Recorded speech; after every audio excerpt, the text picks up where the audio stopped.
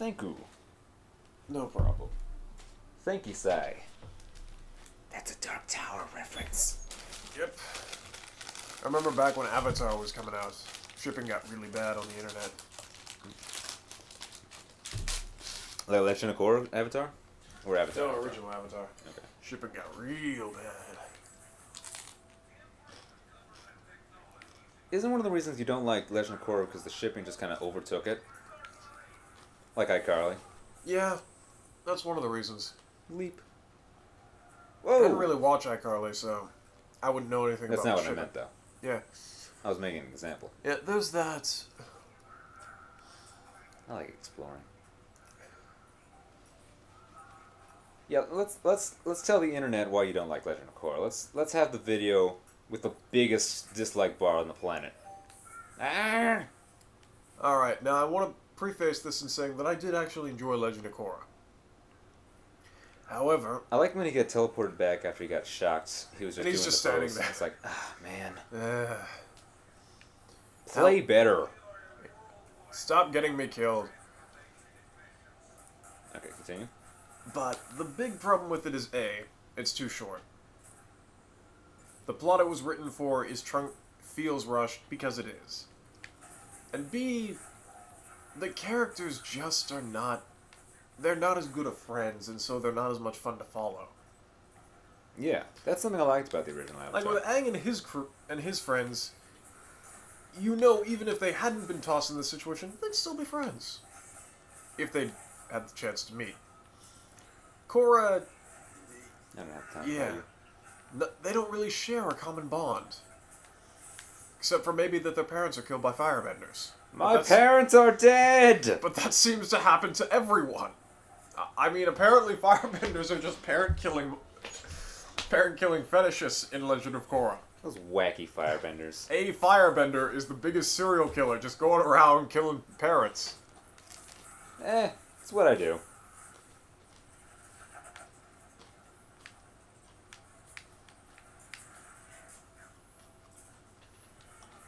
On the other hand, Legend of Korra had a much more fun final villain. Yeah, Amon? Yeah. Well, Ozai, that was kind of the point of Ozai. Yeah, Ozai felt like an anticlimax in spite of all the crazy crap that happened. Because it was one fight.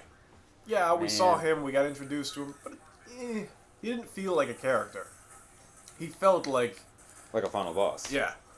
It was like Necron. He just kind of showed up. Yeah. When we're so used to fighting like the Kuja of the series, Azula. Yeah, she's totally Kuja. You're right. Except for the fact that Kuja's actually a man. You can be forgiven for thinking otherwise.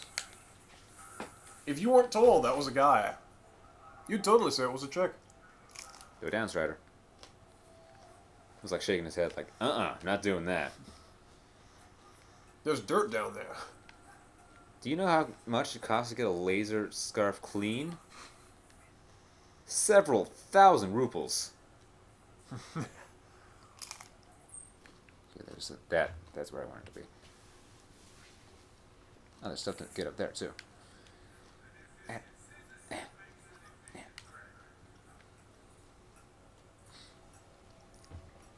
Subtitles last for too long.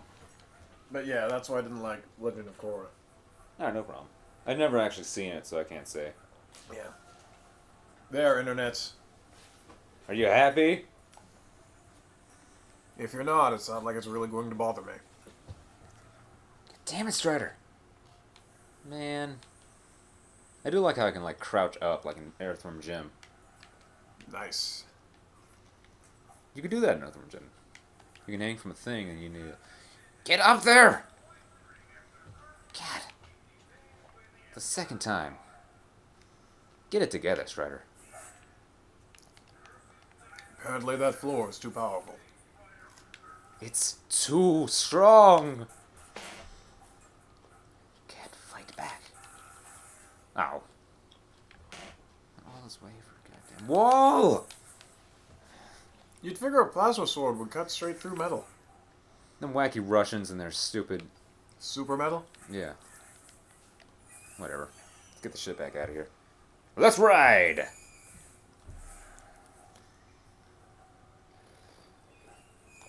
Go forth, my magnificent Tron Eagle. I summon the power of 1989 CGI!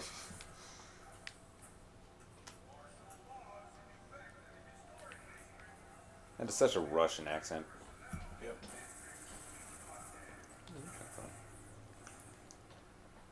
So, Oh, Yu-Gi-Oh. what about Yu-Gi-Oh? Just Yu-Gi-Oh. You want to start talking about Yu-Gi-Oh?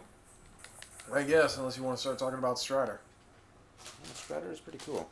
He is pretty bitchin'. I gotta give you that. Okay, so Strider originally started in, like, say the 90s with an arcade game called Imagine Tivoli Strider.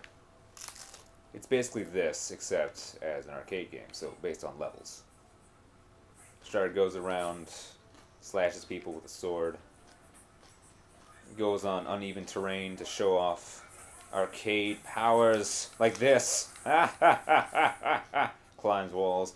Fear our superior arcade engine. So after the arcade game, there was also the NES, an NES game, or might have been the other way around. There was the NES game first, but the NES game was very much like a Metroidvania, like this. Mm-hmm. Okay, so I cannot get in there to that room yet. You go to you can go all around the world, collect your items, and destroy things called Zanes, which are like kind of giant plant monster things that are just kind of hanging out. They're like supercomputers. Giant plant monsters are known to just hang out. Oh hey, there's another Ouroboros. Eh. You're not dead. Actually, you're not extinct. I guess it's the same one. Yeah. I like how it's like access denied, and you hit it harder. Oh shit, access is granted. Sorry. Don't Sorry. kill me! Alright, yeah. See, the NES game was like it was sort of this, but it was sort of not this. Mm-hmm. Like I had a mix of Strider and not Strider, as we know it. Go figure. Also, I'm really surprised you never played Mortal Kombat. I just like I've never played any of the games because I'm not like old enough for them. Yeah, my friend had an old copy of Mortal Kombat because his brother had it. Mortal Kombat 1 came out in like 93, I think. Yeah. It was very much because Mortal Kombat almost single-handedly created the ESRB. Mm-hmm. Very much like Temple of Doom created the MSRB. Yep. Oh, it's waiting for me. And if you've seen either, you know why. There's some hardcore homicide in that game. Like, it's funny, I'm so used to violent video games now that back then it's just like, whatever, you ripped his spine out. I don't care. Yeah, exactly. This guy's played Dark Souls. That's not that very violent, though. It's just difficult. I mean, it's plenty gory. To an extent, yeah. It's not the goriest thing on the planet, but yeah, it's pretty, like, ish. So it's like RoboCop, the old RoboCop, had, like, ultra-violence going on all the time. Yeah. But when you see it now, it's just like, it's just it. Please, we've had Saving Private Ryan. Saving Private Ryan, Human Centipede, Oh, God. other really, really violent shit. Hellraiser, maybe? Yeah, Hellraiser. That was actually made by Clive Barker. Really? Yeah, it was like one of his books. Clive Barker's a pretty cool guy. Pretty cool guy. That's pretty horrifying. What's the point of coming down here? Simply to cause more property damage. No, get some concept art. It's good enough. Look! It's like when he's climbing, for like a moment, he's not held on by anything but his feet. Yeah. It's pretty badass, Strider. He's like doing the for a Crap. few dollars more thing of only doing everything with one hand. Yeah. Guess so he can keep his other hand in the sword. Oh, oh, oh. There's a thingamajig. Let me just get this shit first.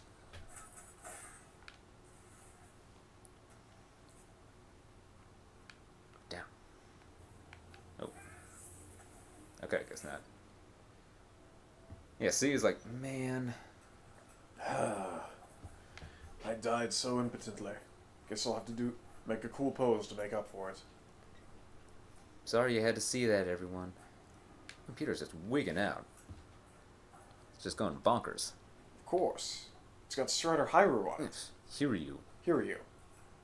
Damn it, Japan.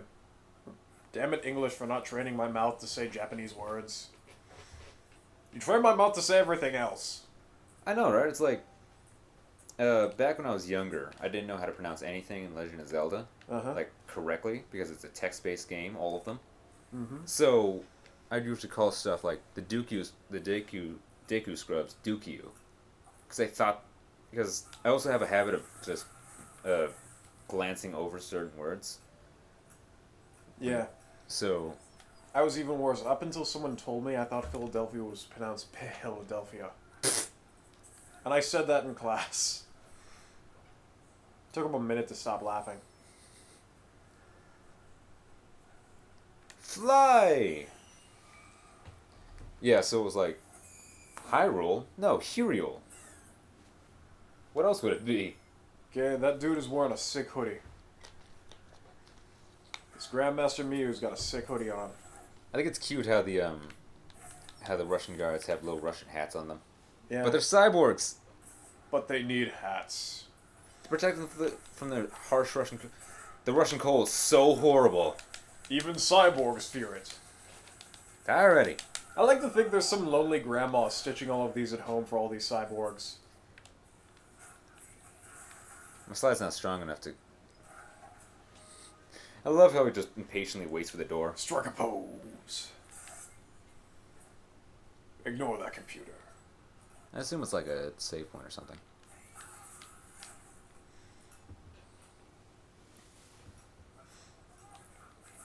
Yeah, it's like, what the hell was that? Huh, what's that thing? Oh, God! That was nice. Did you see that? I dodged that sniper bullet, like, just from riding my own momentum. That is pretty cool. I'm falling. Whee! Let's talk about something else. What is it with Japan wanting all of their characters to not look Japanese?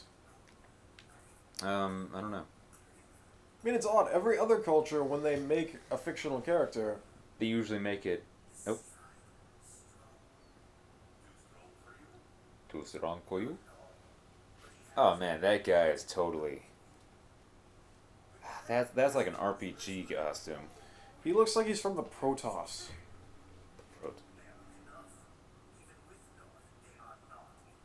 He looks so familiar. It's like... He kind of reminds me of New from BlazBlue. A little bit, yeah. Like with a cape made out of blades. Mm-hmm. And the helmet over his face. Yeah. Yeah, apparently BlazBlue has an anime. Yeah, I know. BlazBlue the animation. BlazBlue Altered Memory. I've been meaning to watch it. It's okay. Yeah, I've heard reviews that it's alright. Yeah. I'm too busy watching the Supersonico anime. Yeah. Too busy watching Gundam Seed. You actually like Gundam Seed? Yeah, I don't know why everyone hates it. I don't I'm either. assuming that something in it happens that makes everyone on the internet hate it. Like it's gonna be like the pain fights. You know? Really, because I enjoyed the pain fight. Really? I thought the anime should have ended there because it kind of completed everything. Just to put this in perspective, I've never watched Naruto, and I'm honestly glad because I am a '90s born anime fan who's never had a Naruto phase. He is truly blessed by the gods. I'm literally unlike everyone else in the schools. This guy, just everyone. He also missed out on Bleach, so he missed out on the beginning of Bleach and Soul Society, so, yeah, take what you can get. I actually like Bleach. Yeah. I'm okay with it. Yep. Like, it But- it started to fall apart after a little bit, but... But anyway, just to give this guy some perspective and anyone else, Pain is essentially... There's a long ongoing thing about the nature of war and revenge in Naruto. Really? And the whole idea is that Pain is this ultimate super guy who was born into what was essentially a third world country, and now he's, you know, getting payback on this first world country that Naruto's essentially from. Even though he looks like Naruto just with a bunch of piercings. And red hair, yeah. He looks like Naruto going through a, really, really hardcore emo phase. Yeah. Oh, it's the next, Really it's the next hardcore. Pooh sister. Anyway. So yeah, the entire crux of the fight is that Pain is unbeatable. He absorbs your attacks, he controls I can't attraction do and repulsion, he's just goddamn unbeatable. And Naruto comes up with a number of legitimately inventive strategies, using his limited resources to overcome him. Just like JoJo's. Yeah. I mean, Oh, yeah, no. his Am I dead? mission failed. Wow, that was a abrupt game over. Yeah. Holy shit. Anyway.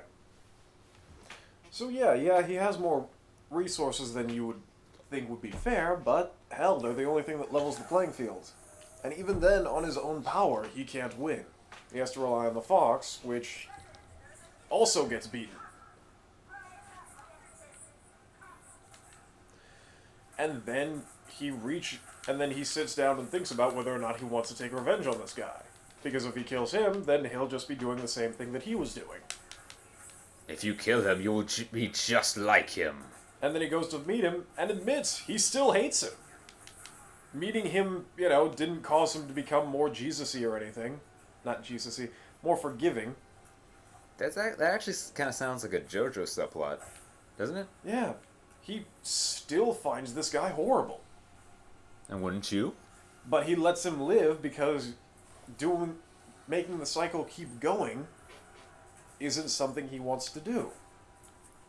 That's a very grown-up way of dealing with things. Yeah. And then everything after that just sort of spiraled completely out of control, and that's when I stopped reading for a while. I wouldn't know, but alright.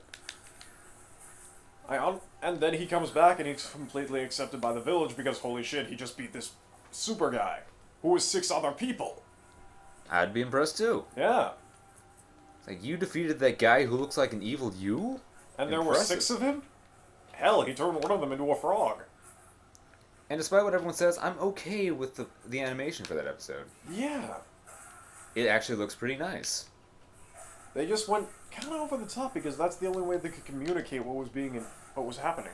Sure, it was cartoony, but so was the fight. Yeah, So at points. But anyway, yeah. That's my view on Naruto. Okay. I get It's it. an okay series, and the first part is probably better than the second. But it's not the worst, and it's not the best. Okay, dokes. I'm just a moderate like that. What would you say is your favorite anime? You Will Not Stop the Wind. Clever. Very clever. I would have to say Guyver. Seriously. Guyver, yeah. Okay. Because it's the only anime that says it stars an ordinary high school student, and he's an ordinary high school student. Yeah. He doesn't have a secret lineage, he's not super tough, he's not a really fast learner. He's just a dude. The suit does most of the work, and the one time where he decides to, try and become a shonen protagonist and say, I'll protect my friends, he gets killed. Yeah. Just flat out. It's also got David Hayter as one of the voices. Yeah. So that's awesome. Anything with David Hayter in it is good. Did you know that the man who played Solid Snake, the guttural, growly kind of Solid Snake voice, was Lupin the Third in the manga entertainment dub of Castle of Cagliostro? Sweet God, that's hilarious. Isn't it? The man is amazing. He's got a good range. He has a fantastic range. Okay, I don't need any of these right now. I'll save them. Like saying Steve Blum's got a range? This dude wrote X2.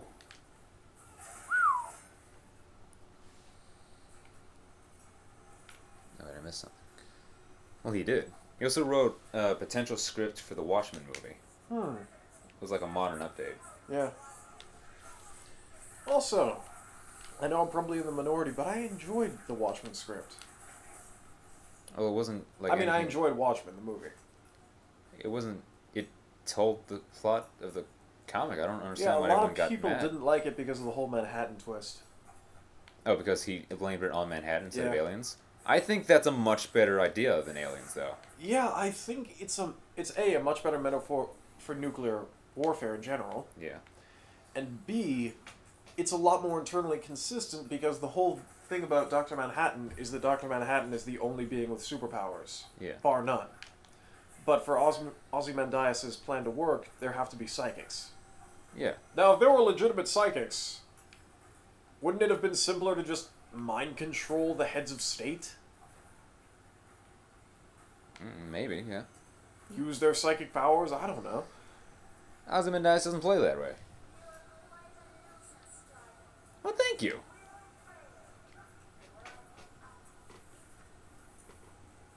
Such a cheery woman. She's got a cute voice. This is true.